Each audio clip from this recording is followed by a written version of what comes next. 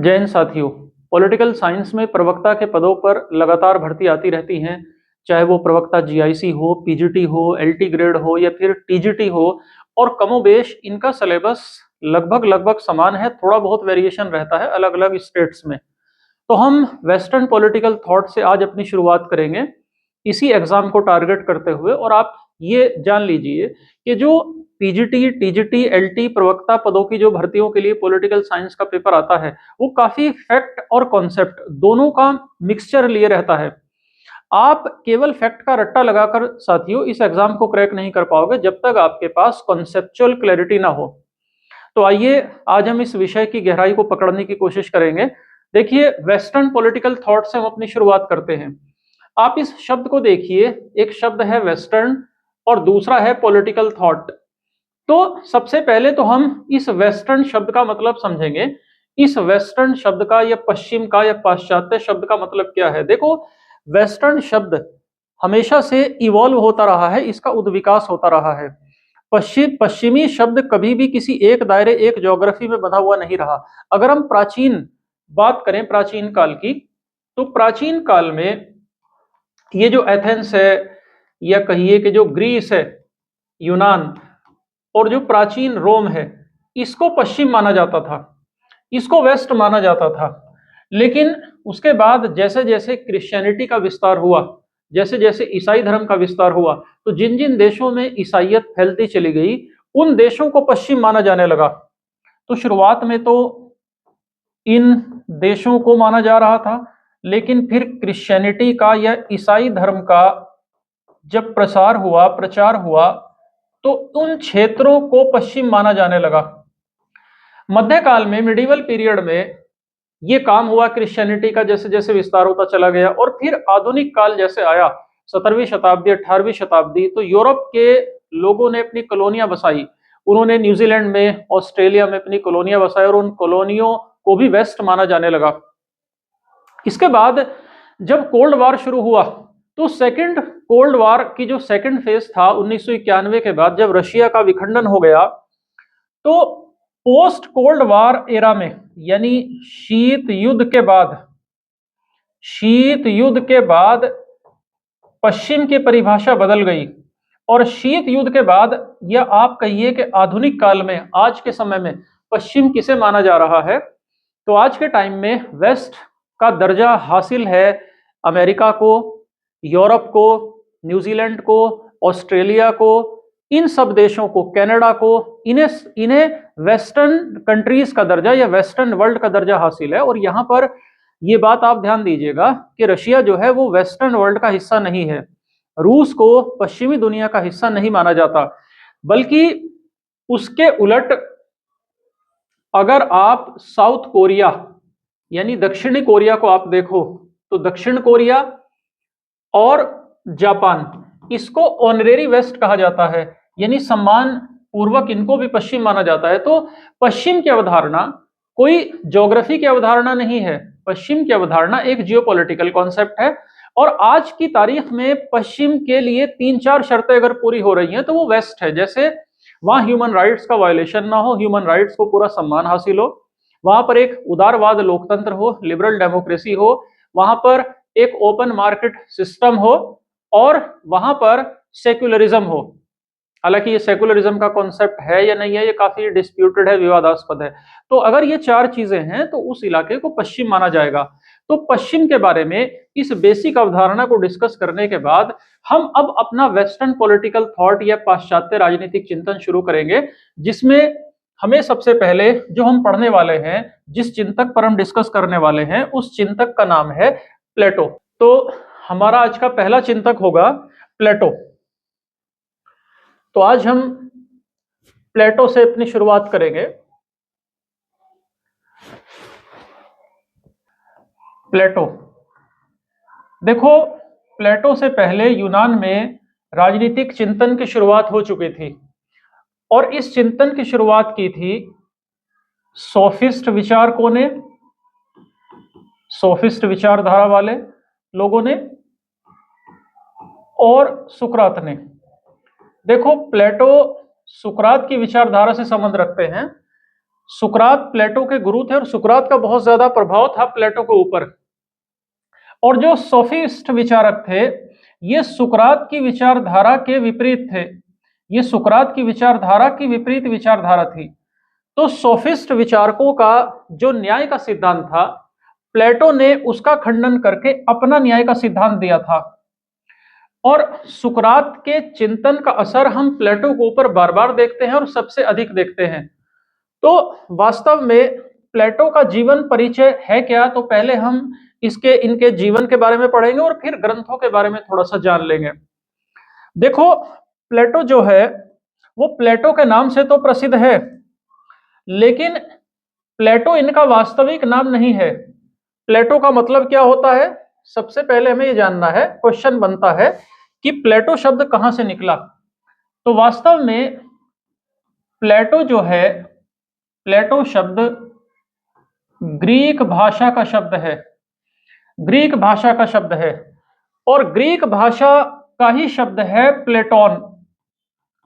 Platoon से निकला है प्लेटो। तो प्लेटो ग्रीक भाषा के शब्द प्लेटोन से निकला और प्लेटोन का मतलब होता है चौड़ा। क्योंकि प्लेटो कोई दुबला पतला आदमी नहीं था, कोई नाटे कद का छोटे कद का नहीं था, बल्कि काफी लंबा चौड़ा आदमी था, काफी हेल्दी टाइप व्यक्ति था। तो इसके टीचर ने इसको प्लेटोन कहकर पुकारा और जो बाद में धीरे धीरे आगे चलकर प्लेटो के नाम से प्रसिद्ध हो गया और इसको प्लेटो कहकर पुकारा जाने लगा। और इसके जो टीचर थे उन्होंने इसको क्या कहा था, प्लेटोन कहा था। देखो, उसके टीचर को कोई हिंदी तमिल संस्कृत तो आती नहीं थी जो उसको वो केवल प्लेटो ही कहता। तो वो तो क्योंकि यूनानी लोग थे, ग्रीक लोग थे, तो इसलिए उन्होंने इसको प्लेटोन कहा। और प्लेटोन का मतलब क्या होता है, चौड़ा या चौड़े कंधे वाला, यानी काफी हेल्दी। तो प्लेटो का मतलब होता है चौड़े कंधे वाला। और ये प्लेटो शब्द कहां से निकला, तो हमने जान लिया कि ये प्लेटोन से निकला। और इसका क्या मतलब है, इसका मतलब है चौड़ा। लेकिन इसका रियल नाम ये नहीं था। इसका जो रियल नाम था वो कुछ और था। अब दिमाग में देखो ये बात तो आएगी ना कि ये प्लेटो के नाम से फेमस हुआ, तो इसका वास्तविक नाम क्या था। तो इसका जो वास्तविक नाम था वो नाम था एरिस्टोक्लीज।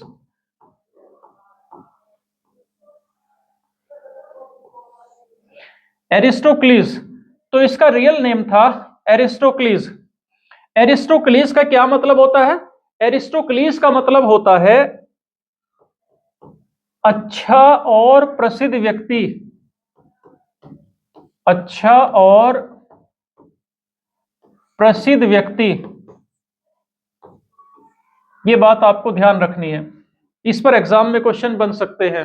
तो प्लेटो का क्या मतलब है, और प्लेटो ग्रीक लैंग्वेज के किस शब्द से बना है, प्लेटोन से। और उसका रियल नाम क्या था, तो उसका रियल नाम था एरिस्टोक्लीज। और इसका क्या मतलब होता है, इसका मतलब होता है अच्छा और प्रसिद्ध व्यक्ति। तो इसका इतना बढ़िया नाम एरिस्टोक्लीज जो रखा वो इसके माँ बाप ने रखा साथियों। और उन्होंने ये नाम क्यों रखा, देखो प्लेटो जो था वो कोई मामूली परिवार से नहीं था। प्लेटो के जो पिता थे उनका नाम था एरिस्टोन। और एरिस्टोन का संबंध एक राजवंश से था और उस राजवंश का नाम था कार्डस राजवंश। तो एरिस्टोन जो थे वो कार्डस वंश से थे। और कार्डस कौन था, कार्डस जो था ये एथेंस का अंतिम राजा था। तो कार्डस एथेंस का अंतिम शासक था और इस कार्डस के वंश से आते थे एरिस्टोन, प्लेटो के पिता। और प्लेटो की जो माता थी उनका नाम था पेरिक्टोन।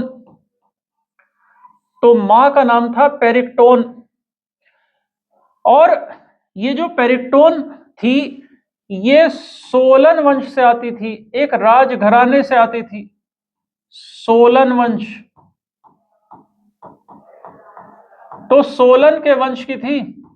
और सोलन कौन था, भाई दिमाग में ये सवाल तो उभरता है ना कि सोलन कौन था।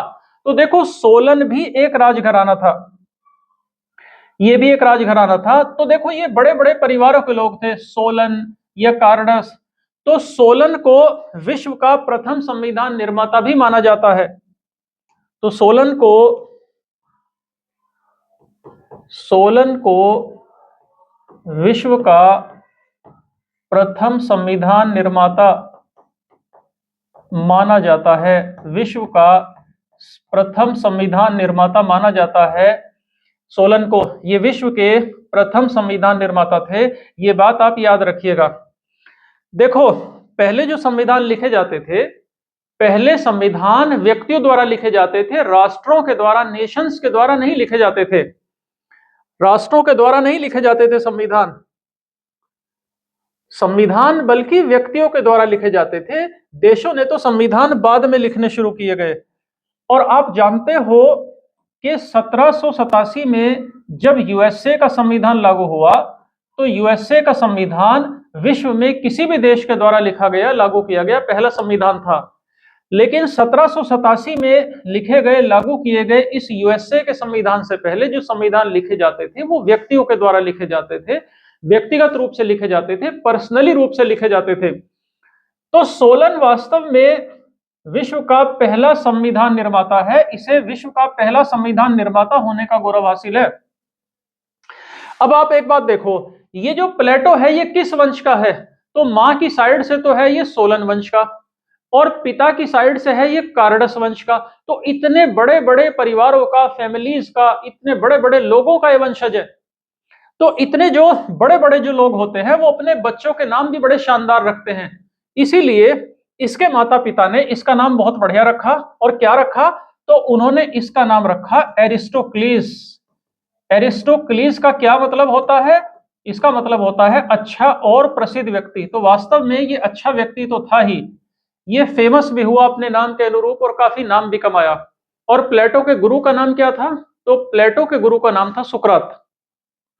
और देखिए, अगर हम ये देख लें कि प्लेटो के ऊपर किन किन व्यक्तियों का असर देखने को मिलता है, किन किन का प्रभाव देखने को मिलता है, तो सबसे पहला जो प्रभाव देखने को मिलता है प्लेटो के ऊपर वो तो इनके गुरु ही हैं, सुकरात। सुकरात प्लेटो के टीचर थे। इनका बहुत ज्यादा प्रभाव प्लेटो के ऊपर देखने को मिलता है, चाहे वो कोई सा मेथड हो, चाहे वो डायलेक्टिक मेथड हो। डायलेक्टिक मेथड मतलब द्वंद्वात्मक विधि। द्वंद्वात्मक विधि मतलब ज्ञान को तर्क करके, वितर्क करके निकलवाना, इसे द्वंद्वात्मक विधि कहते हैं। ये सुकरात का पढ़ाने का तरीका था। मतलब सुकरात प्लेटो का गुरु है, टीचर है, प्लेटो के ऊपर उनका सबसे ज्यादा असर देखने को मिलता है, चाहे वो द्वंद्वात्मक विधि हो। द्वंद्वात्मक विधि मतलब मान लो दो शिष्य बैठे हुए हैं और सुकरात ने उन्हें एक क्वेश्चन दिया, उनसे एक तरफ एक प्रश्न उछाला कि हाँ भाई तुम बताओ कि न्याय किसे कहते हैं। तो एक शिष्य ने कहा कि न्याय का मतलब है कि जैसे के साथ तैसे का व्यवहार करना। दूसरे ने कहा कि नहीं, कि जैसे के साथ तैसा नहीं, बल्कि दुनिया में शांति स्थापित करना ही न्याय है। तो आपस में एक तर्क वितर्क चलता रहता था और आखिर में फाइनल बात सुकरात की तरफ से कही जाती थी कि नहीं भाई, न्याय का मतलब सही ये है। तो इस तरीके से पढ़ाने का जो तरीका है, शिष्य से जो ज्ञान निकलवाने का तरीका है, इसको कहते हैं द्वंद्वात्मक विधि या डायलेक्टिक मेथड। और इस मेथड का असर, सुकरात के इस मेथड का असर हमें प्लेटो के ऊपर देखने को मिलता है साथियों। तो चाहे प्लेटो का ज्ञान का सिद्धांत हो, थ्योरी ऑफ नॉलेज, चाहे प्लेटो के ज्ञान का सिद्धांत हो, इसका असर देखने को मिलता है। और देखो प्लेटो लोकतंत्र से बहुत नफरत करता था। प्लेटो को लोकतंत्र से बहुत नफरत थी, क्योंकि लोकतंत्र के कारण ही प्लेटो के गुरु सुकरात को मार दिया गया था। और ऐसा भी कहा जाता है कि जो भी कुछ प्लेटो का है उस सब का संबंध सुकरात से है।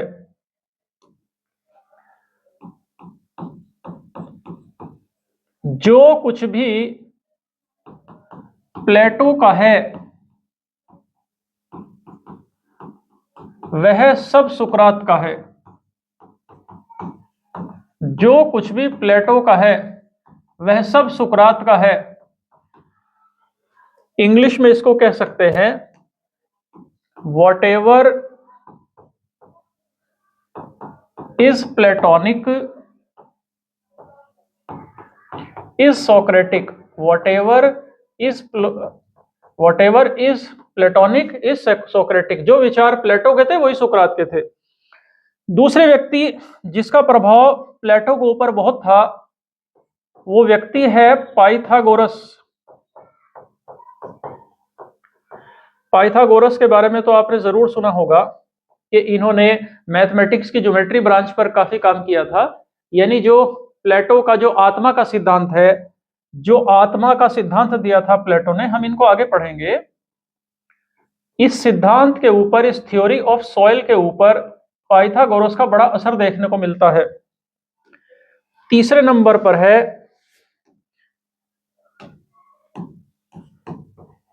हेराक्लिटस, जिसका असर है, ये तीसरा व्यक्ति है। हेराक्लिटस ने एक अवधारणा दी थी, परिवर्तन की अवधारणा, concept of change. Concept of change, परिवर्तन की अवधारणा। हेराक्लिटस के कहने का मतलब यह था कि इस जीवन में सिर्फ एक ही चीज कभी नहीं बदलती और वह है परिवर्तन, वह है चेंज। और हेराक्लिटस ने क्या सिद्धांत दिया, इसी को कहते हैं उनका कॉन्सेप्ट ऑफ चेंज या परिवर्तन की अवधारणा।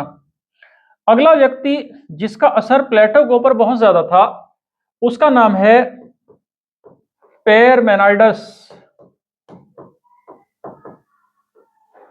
पैरमेनाइडस। और पैरमेनाइडस ने कॉन्सेप्ट दिया था, अवधारणा दी थी निरंतरता की अवधारणा। निरंतरता की अवधारणा, निरंतरता की अवधारणा, कॉन्सेप्ट ऑफ परमानेंस। इंग्लिश वाले इसको जान सकते हैं कॉन्सेप्ट ऑफ परमानेंस नाम से।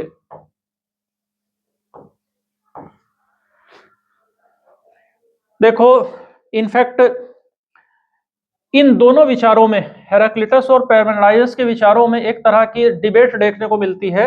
हेराक्लिटस ने क्या कॉन्सेप्ट दिया था, इन्होंने परिवर्तन की अवधारणा दी और ये कहा कि कुछ भी परमानेंट नहीं है, हर चीज बदलती रहती है। जबकि पैरमेनाइडस ने कॉन्सेप्ट दिया कॉन्सेप्ट ऑफ परमानेंस का। तो मतलब एक डिबेट देखने को मिलती है दोनों के बीच में। तो इस प्रकार से इन चार व्यक्तियों का असर प्लेटो के ऊपर देखने को मिलता है। लेकिन इसमें जो सबसे ज्यादा इंपॉर्टेंट बात हम आने वाले लेक्चर में पढ़ेंगे कि सुकरात का किस तरह से प्लेटो के ऊपर असर देखने को मिलता है, वो डिटेल में साथियों बिल्कुल आगे आ जाएगा। देखो, प्लेटो के जो मेन आइडिया है जिनके ऊपर हमें चर्चा करनी है, उसमें इनका एक सिद्धांत है न्याय का सिद्धांत, जो इन्होंने दिया, थ्योरी ऑफ जस्टिस, न्याय का सिद्धांत। इनका दूसरा सिद्धांत है थ्योरी ऑफ एजुकेशन, शिक्षा का सिद्धांत, शिक्षा का सिद्धांत। इनका तीसरा सिद्धांत है आदर्श राज्य का सिद्धांत, आदर्श राज्य का सिद्धांत।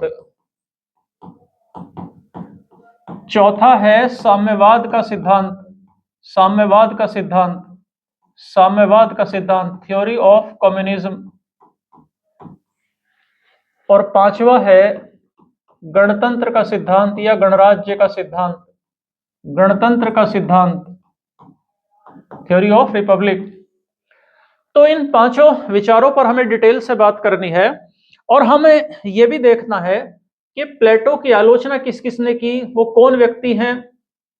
देखो, बड़े ताज्जुब की बात है कि प्लेटो के सबसे बड़े आलोचक के रूप में जो सामने आता है वो प्लेटो का ही चेला है और प्लेटो के महंतम चेले को अरस्तु कहते हैं। यानी अरस्तु प्लेटो का सबसे बड़ा आलोचक है। दूसरा व्यक्ति जिसने प्लेटो की बहुत ज्यादा आलोचना की उसका नाम है कार्ल पॉपर। कार्ल पॉपर की किताब है जिसका नाम है open society, open society and it's enemies. और अपनी इस किताब में कार्ल पॉपर ने कहा था कि 3 लोग ऐसे हैं जो लोकतांत्रिक समाज के भी दुश्मन हैं और ओपन समाज के, मुक्त समाज के भी दुश्मन हैं। खुले समाज के दुश्मन और लोकतांत्रिक समाज के शत्रु बताया 3 लोगों को।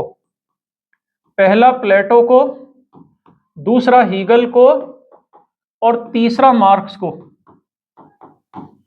अपनी इस पुस्तक में कहा कार्ल पॉपर ने। प्लेटो को देखो राजनीतिक दर्शन का पिता भी कहा जाता है। प्लेटो को राजनीतिक दर्शन का पिता भी कहते हैं।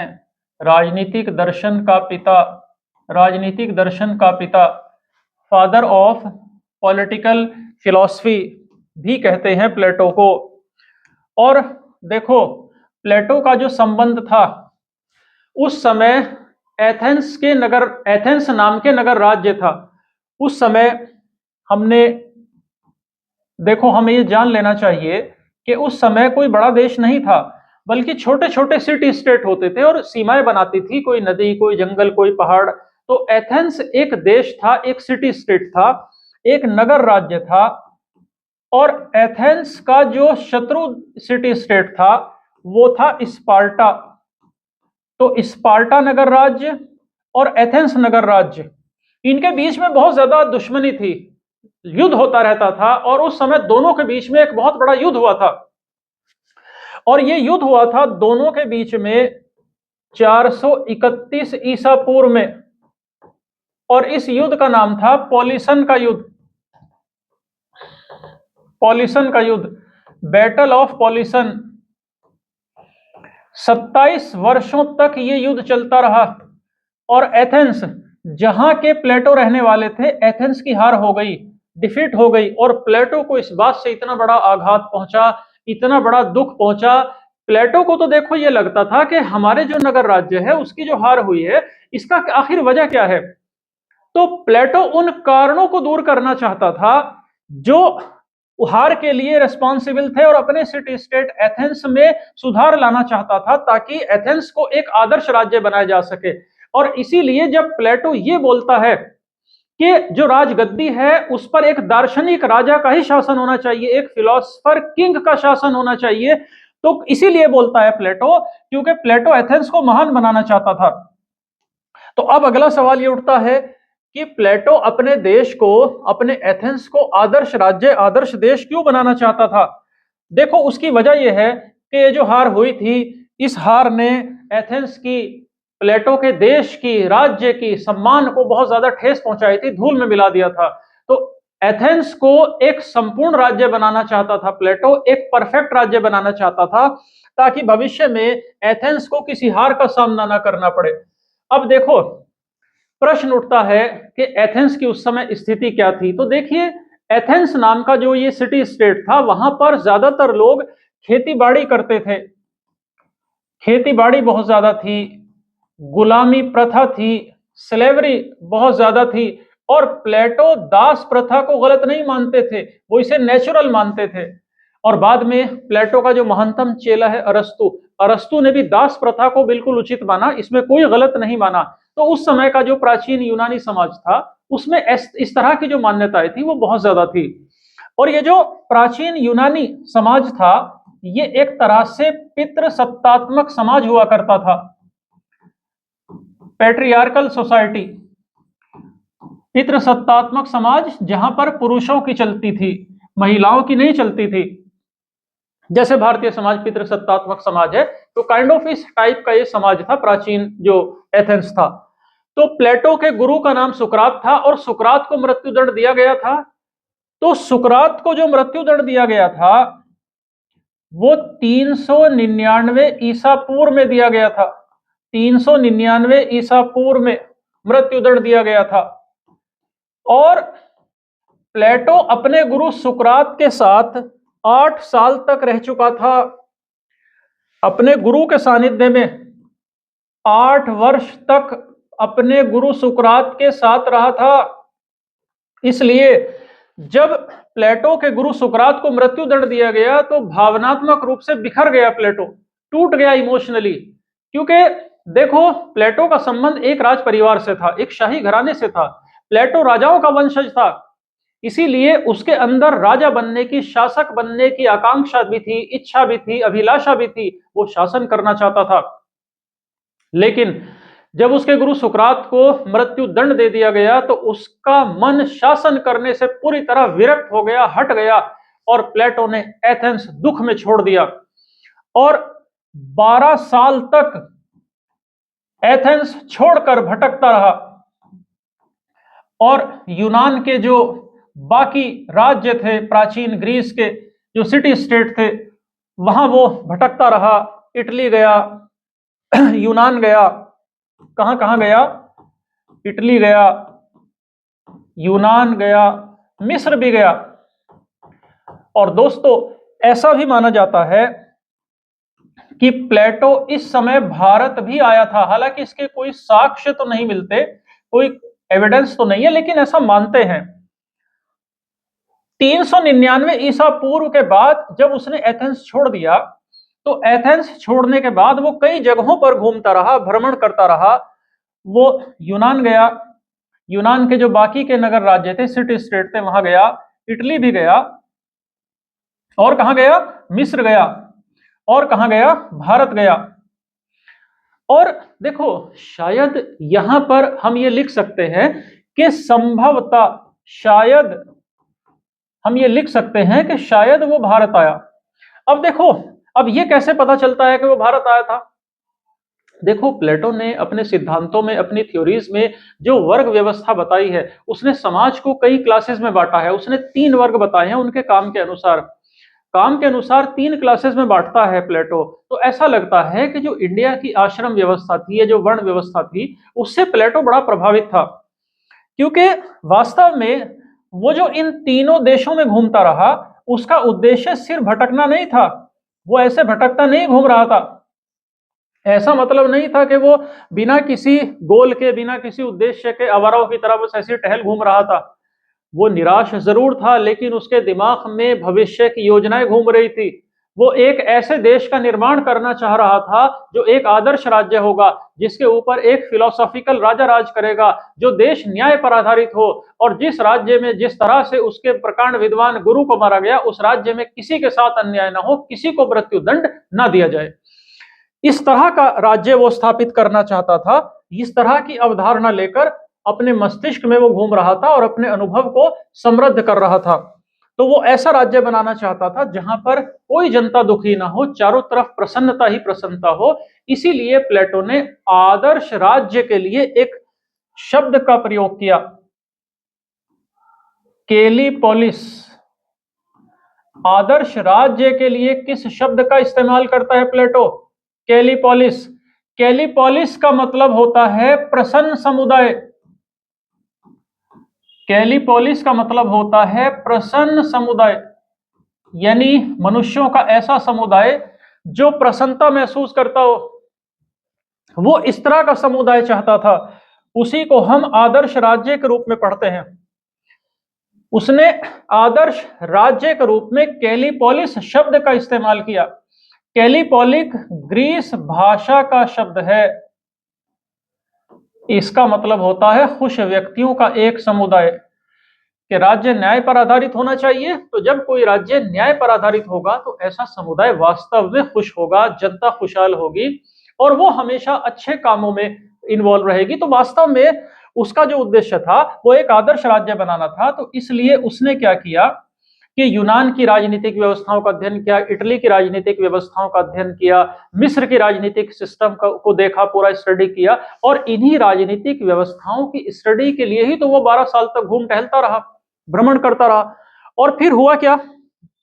तो अब क्या था, 12 साल तक, यानी 399 ईसा पूर्व से 388 ईसा पूर्व तक, 399 ईसा पूर्व से 388 ईसा पूर्व तक वह इन देशों में घूम टहलता रहा, स्टडी करता रहा, अपने अनुभव को बढ़ाता रहा और इन देशों के राजनीतिक व्यवस्थाओं को समझने की कोशिश करता रहा। और 12 साल बीतने पर 388 ईसा पूर्व में प्लेटो एथेंस लौट आया। 388 ईसा पूर्व में प्लेटो एथेंस वापस आ गया, एथेंस लौट आया, फिर से वापस आ गया 12 साल बीतने के बाद। और जब एथेंस लौटा, एथेंस वापस आया, तो उसने वापस आकर एथेंस में क्या किया, तो उसने एथेंस में एक विद्यालय की स्थापना की, एक स्कूल की स्थापना की। तो जब वह लौटा तो एथेंस में उसने एक विद्यालय बनाया और उस विद्यालय, उस स्कूल का नाम रखा उसने एकेडमी। इस स्कूल का नाम उसने रखा एकेडमी। तो जब लौट आया 12 साल बाद कई देशों में घूमकर, तो उसने एक स्कूल बनाया और उस स्कूल का विद्यालय का नाम रखा एकेडमी। और इसी एकेडमी में पढ़ते पढ़ाते ही प्लेटो की डेथ हुई। और प्लेटो की डेथ हुई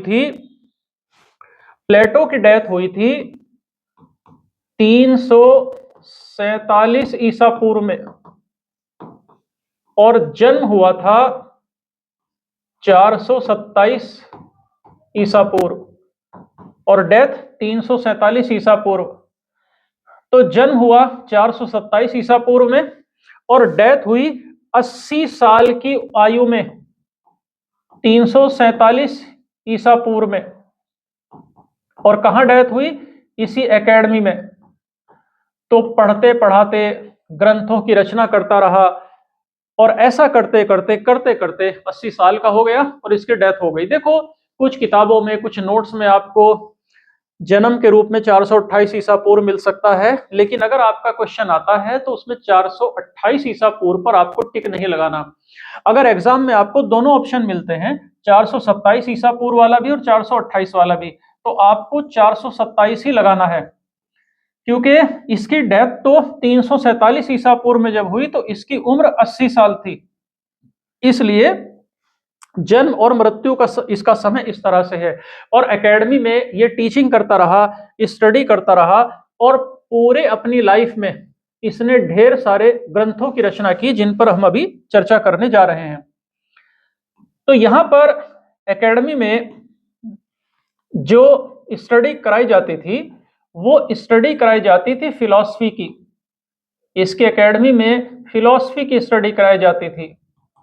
दूसरे मैथमेटिक्स, गणित की स्टडी कराई जाती थी और द्वंद्ववाद सिखाया जाता था। द्वंद्ववाद हमने भी पढ़ा। द्वंद्ववाद किसे कहते हैं, डायलेक्टिक मेथड को, जिसमें वाद विवाद तर्क से ज्ञान को बाहर निकलवा लिया जाता है, सिखाने का एक तरीका है डायलेक्टिक।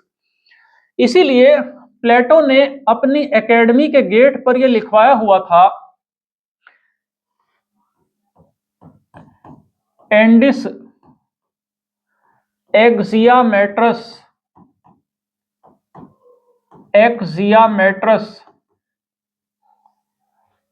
आइसिटो।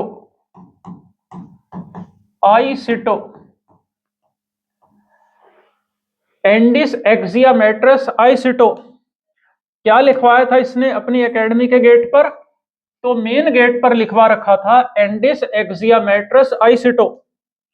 ये ग्रीक लैंग्वेज का वर्ड है दोस्तों, ग्रीक लैंग्वेज का कथन है। देखो प्लेटो तो ग्रीक भाषा ही जानता था ना तो वो तेलुगु, तमिल, उर्दू, हिंदी नहीं जानता था, तो उसने ग्रीक भाषा में लिखवाया। और ग्रीक भाषा में ये जो उसने एंडिस एक्सियामेट्रस आइसिटो लिखवाया, इसका मतलब होता है कि ज्योमेट्री ना जानने वाला व्यक्ति यहां एंटर ना करे। क्या मतलब होता है इसका?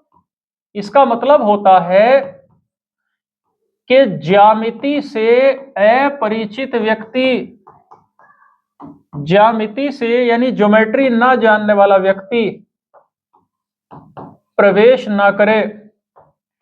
ज्यामिति से अपरिचित व्यक्ति प्रवेश ना करे, मतलब ज्योमेट्री से अपरिचित व्यक्ति प्रवेश ना करे। उसने ऐसा कहा क्यों, ऐसा लिखवाया क्यों? क्योंकि प्लेटो कहता है, प्लेटो का स्टेटमेंट क्या है प्लेटो बोल रहा है कि जो गणित है ये मानव की आत्मा को एनलाइटन करता है, प्रकाशित करता है। क्या कह रहा है प्लेटो?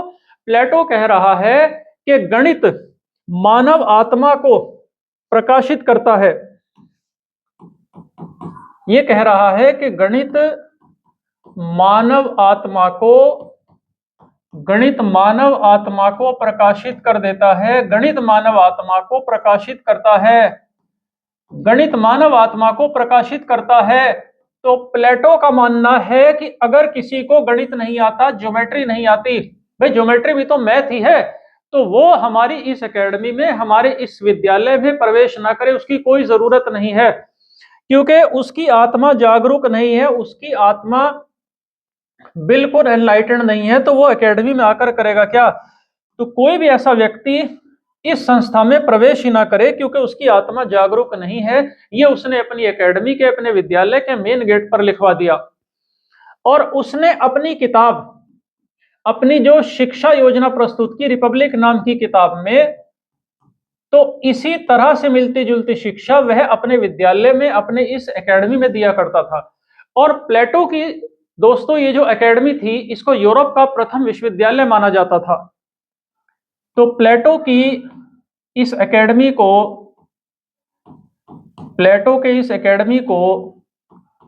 यूरोप का प्रथम विश्वविद्यालय माना जाता है। प्लेटो की एकेडमी को यूरोप का प्रथम विश्वविद्यालय माना जाता है। तो इस विश्वविद्यालय को यूरोप के पहले विश्वविद्यालय होने का गौरव प्राप्त है। और अभी भी देखो तस्वीरों में आपने कहीं ना कहीं ये देखा होगा कि एथेंस के बाहरी हिस्से में इसके कुछ खंडहर अभी मौजूद हैं। अब बिल्कुल उस तरह से तो बहन नहीं है, क्योंकि हजारों साल की बात हो गई, लेकिन एथेंस के बाहरी हिस्से में अभी भी है। तो इसी को यूरोप के पहले विश्वविद्यालय होने का गौरव प्राप्त है। और इसी एकेडमी में पढ़ने के लिए प्लेटो का मशहूर चेला अरस्तु आया था। देखो अरस्तु जो प्लेटो का चेला था, इसका जन्म एथेंस में नहीं हुआ था। अरस्तु का जन्म एथेंस में नहीं हुआ था, बल्कि अरस्तु का जन्म हुआ था मैसिडोनिया के एक छोटे से स्थान पर, स्टेगेरा, इस छोटी सी जगह में हुआ था। और यहां से 200 मील दूर एथेंस एक काफी विकसित शहर था कला, साहित्य, शिक्षा के लिए। तो अपनी छोटे से गांव, छोटे से स्थान स्टेगरा से अरस्तु यहां पढ़ने के लिए आया एथेंस में, और फिर एथेंस का ही होकर रह गया। और अपने जीवन के एक बड़े हिस्से में वो एथेंस में ही रहा। और आगे चलकर अरस्तु ने एथेंस में ही एक विद्यालय बनाया। पहले प्लेटो ने बनाया, फिर इसने बनाया। और इस विद्यालय का जो नाम था वो एक देवता के नाम पर रखा गया, और उस देवता का नाम है लाइसियस। तो लाइसियस नामक देवता के नाम पर विद्यालय का नाम भी लाइसियस रखा गया। लाइसियस विद्यालय किसने बनाया? अरस्तु ने। और इस विद्यालय को देखो, इसको उद्यान विद्यालय भी कहते हैं, और इसको भ्रमणशील विद्यालय भी कहा जाता है। तो इसको उद्यान विद्यालय भी कहते थे, और इसको भ्रमणशील विद्यालय भी कहते थे, क्योंकि ये गार्डन बगीचे में था। और इसका दूसरा नाम क्या था? भ्रमणशील विद्यालय। भ्रमणशील विद्यालय भी इसको कहा जाता है, क्योंकि इस विद्यालय में अरस्तु घूम घूम कर अपने स्टूडेंट को पढ़ाया करता था। तो ये सब चर्चाएं आगे होंगी, हम इन चर्चाओं को विस्तार में करेंगे। अभी तक तो देखो बात यह है कि वो जो प्लेटो ने एकेडमी बनाई थी, उसको यूरोप का प्रथम विश्वविद्यालय माना जाता है। उसमें पढ़ते पढ़ाते डेथ हुई 80 साल की उम्र में प्लेटो की। 347 ईसा पूर्व में 80 साल की एज में उसकी डेथ हुई। और उसके बाद प्लेटो के चेले अरस्तु ने भी एक विद्यालय बनाया जिसका नाम है लाइसियस। अब हम प्लेटो के ग्रंथों की चर्चा करेंगे। प्लेटो का जो पढ़ने का पैटर्न है वो था क्या? देखो, प्लेटो को राजनीतिक दर्शन का पिता कहा जाता है। प्लेटो को राजनीतिक दर्शन का पिता कहा जाता है। प्लेटो जो है वो राजनीतिक दर्शन का पिता है, जनक है, फादर ऑफ पॉलिटिकल फिलॉसफी। राजनीतिक दर्शन का क्या मतलब है? पॉलिटिकल फिलॉसफी का क्या मतलब है? इसका मतलब यह है फिलॉसफी के द्वारा पॉलिटिक्स की प्रॉब्लम को हल करना। क्या मतलब है इसका? इसका मतलब है कि दर्शन के द्वारा राजनीति की समस्या हल करना। दर्शन के द्वारा राजनीति की समस्याएं हल करना। तो प्लेटो फिलॉसफी के माध्यम से राजनीति की समस्याओं को हल करने का प्रयास करता है और ऐसा करने वाला वह पहला व्यक्ति माना जाता है।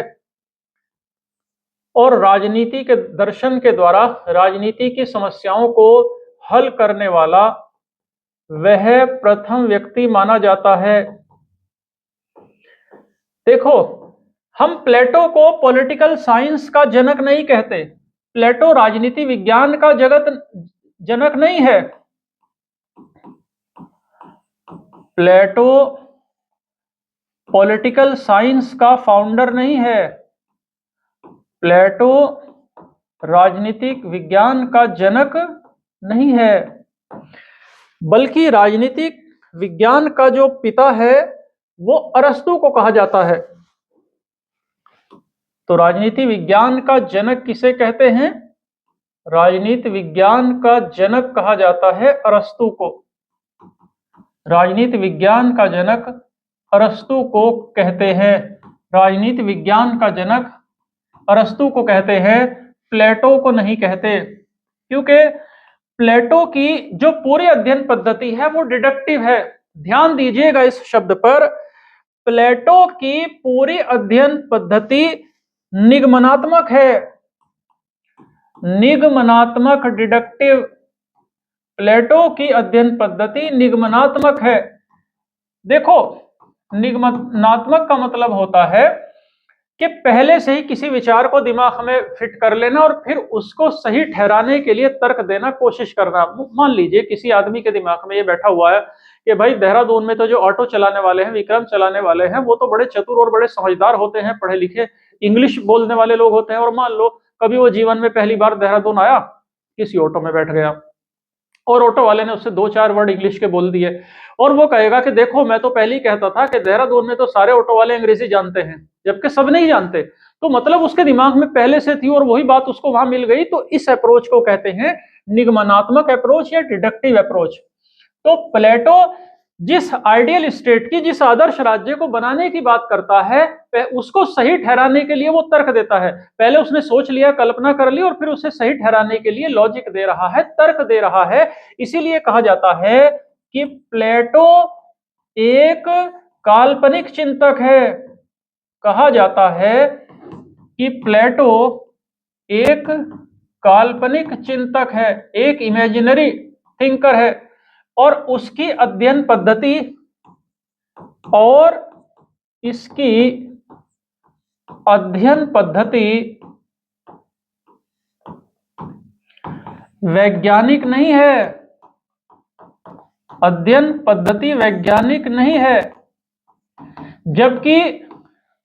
जबकि अरस्तु जो प्लेटो का चेला है, उसकी अध्ययन पद्धति वैज्ञानिक है। अरस्तु की अध्ययन पद्धति पूर्णतः वैज्ञानिक है। अरस्तु ने जितना भी अध्ययन किया वह पूरा का पूरा वैज्ञानिक पद्धति से किया, इंडक्टिव अप्रोच से। यानी आगमनात्मक अप्रोच से किया, इंडक्टिव अप्रोच। ये डिडक्टिव अप्रोच की उल्टी है, ये निगमनात्मक अप्रोच के विरोधी है। इसमें पहले सोचा जाता है, उसके बाद धरातल पर उतारा जाता है, जबकि उसमें पहले कोई कल्पना कर ली जाती है और फिर उसे उचित ठहराने के लिए तर्क दिए जाते हैं। दूसरा, अरस्तु ने क्या किया इसके अलावा? अरस्तु ने पॉलिटिकल साइंस को एथिक्स से अलग किया। इसने कहा कि पॉलिटिकल साइंस अलग है और एथिक्स या नीतिक शास्त्र अलग है, इसीलिए अरस्तु को राजनीतिक शास्त्र का जनक कहते हैं, प्लेटो को नहीं कहते। लेकिन प्लेटो को क्या कहते हैं? प्लेटो को कहते हैं राजनीतिक दर्शन का पिता, राजनीतिक दर्शन का जगत, क्योंकि इसने ये कहा कि दर्शन के माध्यम से पॉलिटिक्स की प्रॉब्लम को जो सॉल्यूशन है उनको ढूंढा जाए। इसीलिए इमर्सन कहता है, इमर्सन नाम का विचारक कहता है कि प्लेटो ही दर्शन था और दर्शन ही प्लेटो, दर्शन ही प्लेटो, प्लेटो ही दर्शन था और दर्शन ही प्लेटो था। ये किसने कहा? ये इमर्सन ने कहा। ये एग्जाम में पूछा जा सकता है क्वेश्चन कि ये स्टेटमेंट किसका है, तो आप बिल्कुल सिंपली आंसर दे देंगे कि ये इमर्सन का कथन है। प्लेटो का देखो जो चिंतन है, जो थॉट है, वो आदर्शवादी चिंतन है। प्लेटो का चिंतन आदर्शवादी है, प्लेटो का चिंतन आदर्शवादी है। क्यों है आदर्शवादी? क्योंकि प्लेटो के चिंतन पर सुकरात का प्रभाव है। लेकिन एक बात ध्यान रखना है कि इसके चिंतन पर सुकरात के अलावा भी कई लोगों का प्रभाव पड़ा। हमने अभी डिस्कस किया कि हेराक्लिटस का प्रभाव पड़ा, पैरमेनाइडिस का प्रभाव पड़ा, पाइथागोरस का प्रभाव पड़ा और गुरु सुकरात का तो पड़ा ही। तो चिंतन पर हेराक्लिटस का, पैरमेनाइडिस का, पाइथागोरस का, सुकरात का, इन सब का प्रभाव पड़ा। तो प्लेटो का चिंतन आदर्शवादी है। और देखो एक बात यह भी है कि प्लेटो उस दौर में, एथेंस में जिस दौर में था, उस समय जितने भी चिंतक थे, जितने भी थिंकर थे, वो सब आदर्शवादी ही थे कमोबेश। तो प्लेटो में आदर्शवाद और ज्यादा दिखता है, यानी उसका चिंतन काल्पनिक है।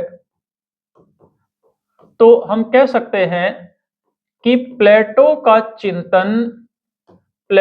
चिंतन काल्पनिक है। और प्लेटो के चिंतन पर सबसे ज्यादा प्रभाव किसका पड़ा है? तो सबसे ज्यादा प्रभाव पड़ा है सुकरात का, प्लेटो के थॉट पर। तो प्लेटो का जो चिंतन है, जो उसके विचार है, उसके ऊपर सुकरात का प्रभाव है, हेराक्लिटस का प्रभाव है, पैरमेनाइडिस का प्रभाव है, पाइथागोरस का प्रभाव है। तो सुकरात का प्रभाव तो नो डाउट सबसे ज्यादा है ही। तो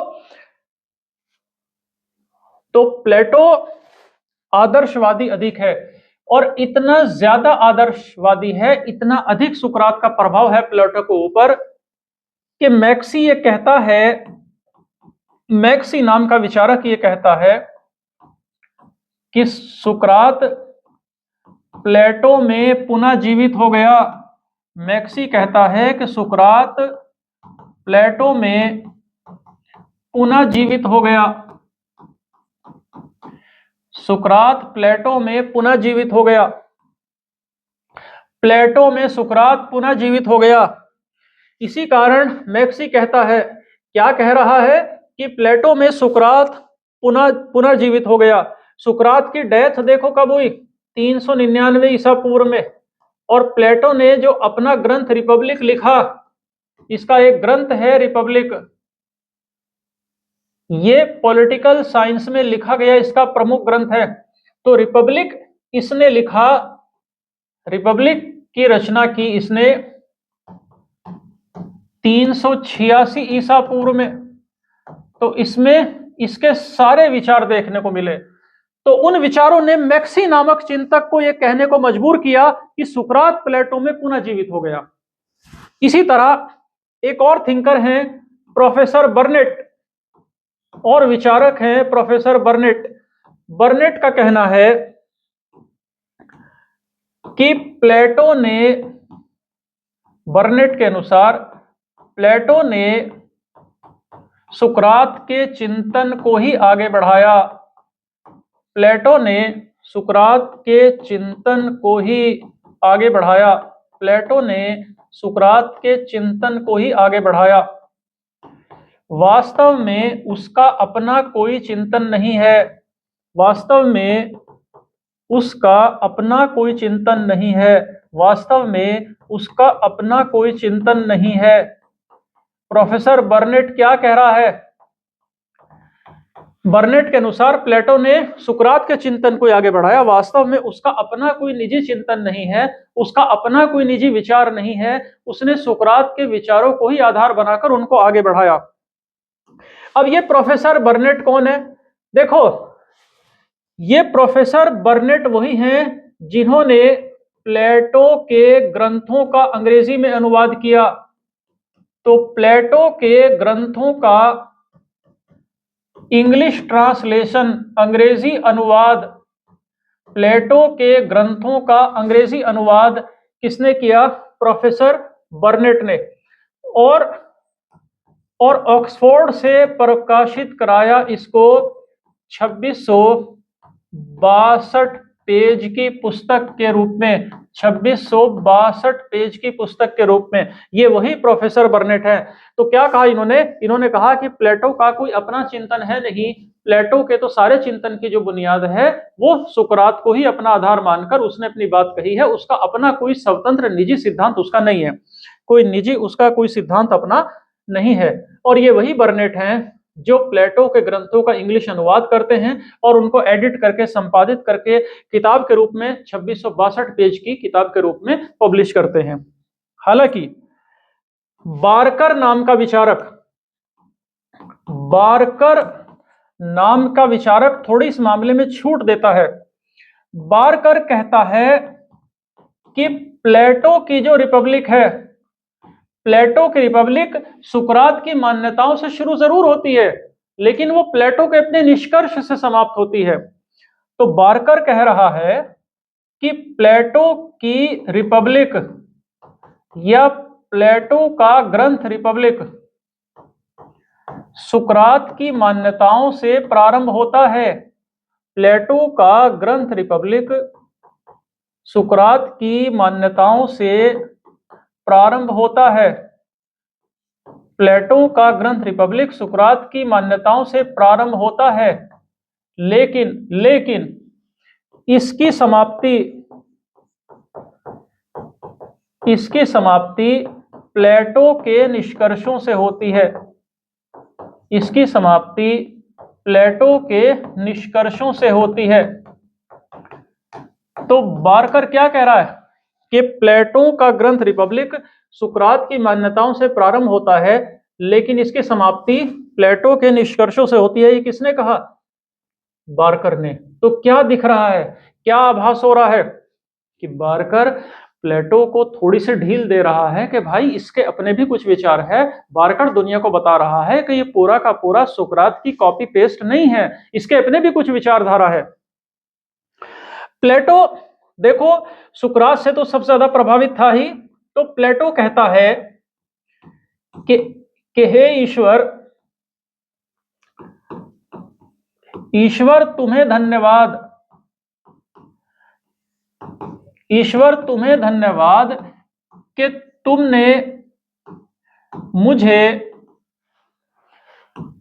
उस युग में पैदा किया जिस युग में सुकरात था, जिस युग में सुकरात था। हे ईश्वर तुम्हें धन्यवाद कि तुमने मुझे उस युग में पैदा किया कि जिस युग में सुकरात था। ईश्वर तुम्हें धन्यवाद कि मैं उस युग में पैदा हुआ जिस युग में सुकरात था। ये प्लेटो खुद कह रहा है। देखो एक बात दिख रही है ना कि प्लेटो सुकरात से खुद ही बहुत अधिक प्रभावित है और प्लेटो के विचारों पर, चिंतन पर सुकरात का प्रभाव डेफिनेटली दिखता है। उसने सुकरात के चिंतन को आधार बनाया, उसके अध्ययन की प्रणाली को आधार बनाया और ऐसा करके प्लेटो ने 38 ग्रंथ लिखे या 36 ग्रंथ लिखे कितने लिखे, इस संख्या पर विवाद रहता है। इसकी वजह यह है कि प्लेटो ने इन ग्रंथों की रचना कर दी और उस समय जो एथेंस था वो काफी एक प्रसिद्ध एक राज्य था, काफी एक सम्मानजनक राज्य था। लेकिन बाद में रोमन साम्राज्य हावी हो गया और एथेंस का पतन होता चला गया। तो स्थिति क्या थी कि रोमन साम्राज्य के आक्रमण लगातार होते रहते थे और वहां से वो जब इनको यूनानियों वालों को हरा देते थे तो सैनिकों को बंदी बना लेते थे। तो उनमें से बंदी सैनिकों में से एक सैनिक था जिसे रोम ले गए थे बंदी बनाकर। उस सैनिक का नाम था पोलिबियस। और पोलिबियस को बंदी बनाकर लाया तो गया था, लेकिन पोलिबियस की रोमनों ने जब विद्वता देखी तो उन्होंने इसको रिहा कर दिया। और फिर पोलिबियस एक बहुत प्रसिद्ध दार्शनिक गुजरा है, लेकिन मूल रूप से यह था यूनान का। और इस तरह के बहुत सारे विद्वानों ने रोमन लोगों को यह जानकारी दी कि यूनान में, एथेंस में ज्ञान के भंडार भरे पड़े हैं। तो जो उसके ग्रंथ मिले तो उस पर मतभेद है कि ये 36 है या 38 है। 36 की प्रमाणिकता थोड़ी ज्यादा है, लेकिन पूरी तरह विश्वसनीय यह आंकड़ा भी नहीं है। पूरी तरह से जो प्रमाणित ग्रंथ हैं, जो ऑथेंटिक जो ग्रंथ हैं प्लेटो के, उनकी संख्या 28 है। तो प्लेटो के ग्रंथों का अंग्रेजी में अनुवाद करके 2662 पेज की किताब में अनुवाद किया। प्रोफेसर बर्नेट ने ऑक्सफोर्ड से पब्लिश करवाया था, ये हमने पढ़ लिया। तो इससे इसकी किताबों के बारे में दुनिया को अधिक जानकारी मिली थी। अब प्लेटो के जो फेमस ग्रंथ हैं उनके ऊपर हम एक एक करके चर्चा करेंगे।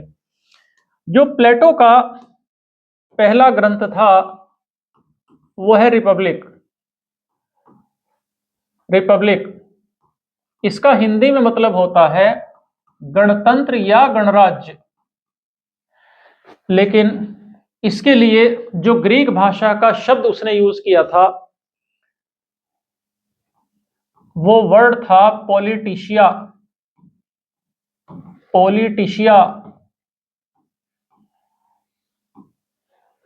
पॉलिटिशिया का मतलब होता है रिपब्लिक या गणतंत्र।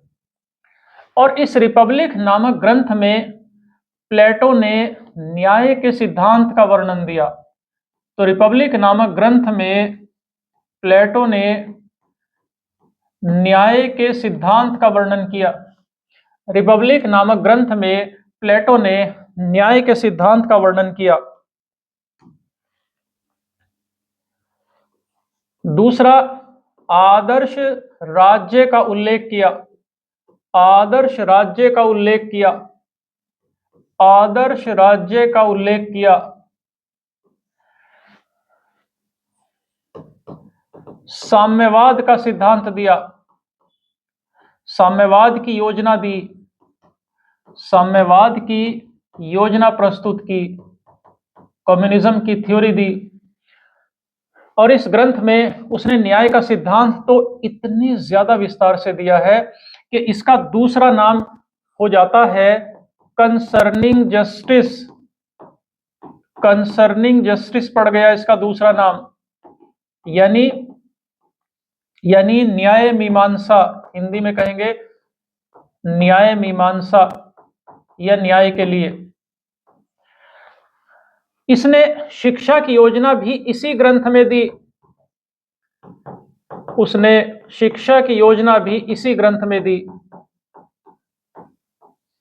और इस ग्रंथ को कंसर्निंग जस्टिस, ये न्याय मीमांसा के नाम से भी जानते हैं। तो इस ग्रंथ में उसने न्याय का सिद्धांत दिया, आदर्श राज्य का उल्लेख किया, साम्यवाद की योजना दी, कंसर्निंग जस्टिस भी कहा जाता है।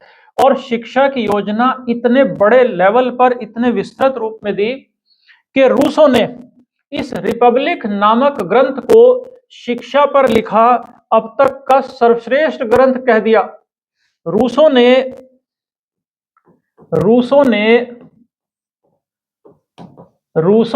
रिपब्लिक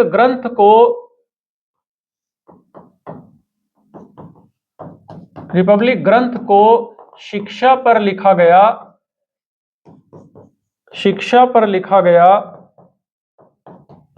अब तक का सर्वश्रेष्ठ ग्रंथ कहा। रूसो ने इस ग्रंथ को शिक्षा पर लिखा गया अब तक का सर्वश्रेष्ठ ग्रंथ कहा। और इस रिपब्लिक नामक ग्रंथ का उर्दू में ट्रांसलेशन हुआ और उर्दू में इसका अनुवाद रियासत नाम से डॉक्टर जाकिर हुसैन ने किया। उर्दू अनुवाद किसने किया? डॉक्टर जाकिर हुसैन ने। किस नाम से किया? रियासत नाम से। किसने किया? डॉक्टर जाकिर हुसैन ने। ये इसका ग्रंथ हो गया रिपब्लिक। अब इसके दूसरे ग्रंथ की बात करेंगे, जिस ग्रंथ का नाम है स्टेट्समैन। स्टेट्समैन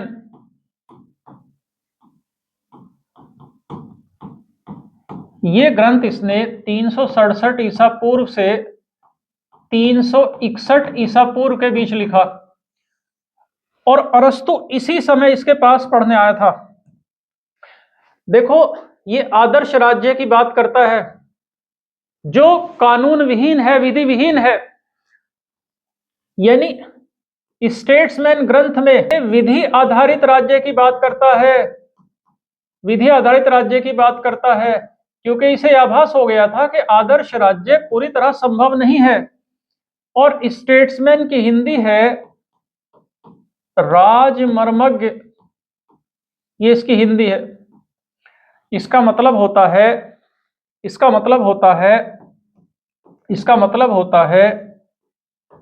नैतिक आचरण वाला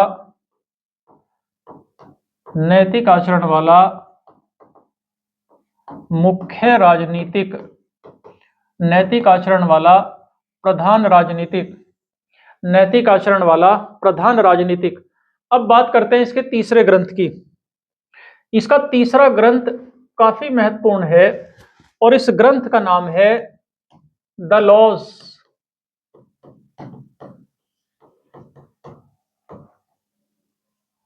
ये ग्रंथ इसने 347 ईसा पूर्व में लिखा और इस ग्रंथ की रचना करते करते प्लेटो की डेथ हो गई और वो इसका प्रकाशन नहीं करा पाया। तो इसका जो प्रकाशन हुआ वो प्लेटो की डेथ के बाद इसके शिष्य ने कराया और शिष्य का नाम था फिलिप।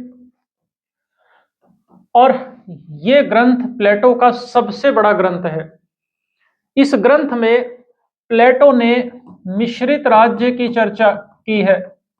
मिश्रित राज्य की चर्चा की है इसमें। और इस मिश्रित राज्य की जिसकी चर्चा की है, इसे हम उप आदर्श राज्य के रूप में जानते हैं। तो प्लेटो के ये जो तीन ग्रंथ हुए, पहला कौन सा? रिपब्लिक, दूसरा स्टेट्समैन और तीसरा द लॉज, इन तीनों को राजनीति पर लिखे गए ग्रंथ माना जाता है और शॉर्ट में इन्हें RSL कहते हैं। तो संक्षेप में इनको RSL कहते हैं। एग्जाम में पूछा जा सकता है कि राजनीति पर कुल कितने ग्रंथ लिखे गए, तो आप कहेंगे 3 ग्रंथ। अगला प्लेटो का ग्रंथ है एपोलॉजी।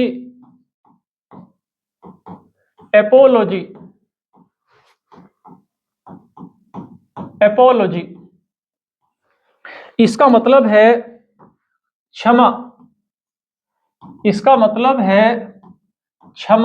या विचार गोष्ठी। देखो, ये वही ग्रंथ है जिसमें प्लेटो ने अपने गुरु सुकरात पर चलाए गए अभियोग का, मुकदमे का उल्लेख किया। इस ग्रंथ में प्लेटो ने अपने गुरु सुकरात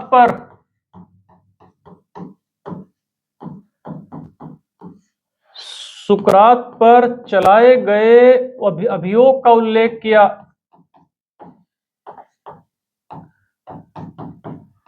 इस ग्रंथ में प्लेटो ने अपने गुरु सुकरात पर चलाए गए अभियोग का उल्लेख किया है। और गुजराती भाषा में इस ग्रंथ का ट्रांसलेशन महात्मा गांधी ने किया। गुजराती भाषा अनुवाद किसने किया? महात्मा गांधी ने किया, गुजराती भाषा अनुवाद। और किस नाम से किया इसका? सत्यवीर की कथा, सत्यवीर की कथा, सत्यवीर की कथा। और सत्यवीर कौन है? सत्यवीर है सुकरात। तो सत्यवीर कौन है? सुकरात, जो सत्य से नहीं डरा। समझ गए यहां तक आप लोग? इसके बाद अगला ग्रंथ है क्रीटो। Crito, Crito. ये ग्रंथ देखो, एक सिटी स्टेट क्रीट के नाम पर है, एक नगर राज्य क्रीट है उसके नाम पर, जहां साम्यवादी व्यवस्था थी। और संपत्ति के साम्यवाद का जो सिद्धांत है प्लेटो का, उस पर क्रीट के साम्यवाद का असर पड़ा था, प्रभाव पड़ा था। इसके अलावा प्लेटो ने सोफिस्ट विचारकों के नाम पर भी ग्रंथ लिखे, जैसे प्रोटागोरस और जॉर्जियस। जॉर्जियस ये सोफिस्ट विचारकों के नाम भी हैं और प्लेटो की किताबों के नाम भी, सोफिस्ट विचारक। एक ग्रंथ है फीडो,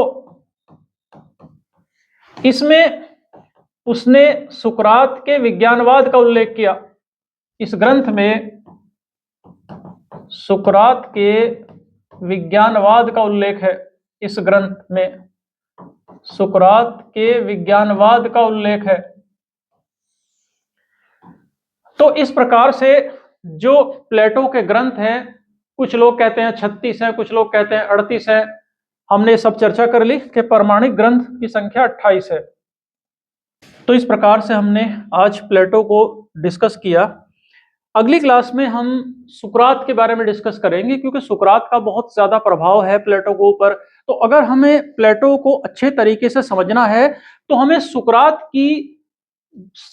की चिंतन को भी समझना पड़ेगा। तो सुकरात को डिटेल से डिस्कस करेंगे नेक्स्ट क्लास में। तब तक आप इस क्लास को बार बार देख सकते हैं और इस क्लास को आप कमेंट करके बताइए ये क्लास आपको कैसी लगी। अगर कोई डाउट, कोई प्रॉब्लम है तो आप कमेंट सेक्शन में हमें बताइए, हम उसका आंसर देंगे। और आप इस क्लास को, इस लिंक को आप शेयर कीजिए अपने उन फ्रेंड्स के साथ जो तैयारी कर रहे हैं, ताकि सबका फायदा हो सके। तो अगली क्लास में हम फिर मिलेंगे, तब तक जय हिंद।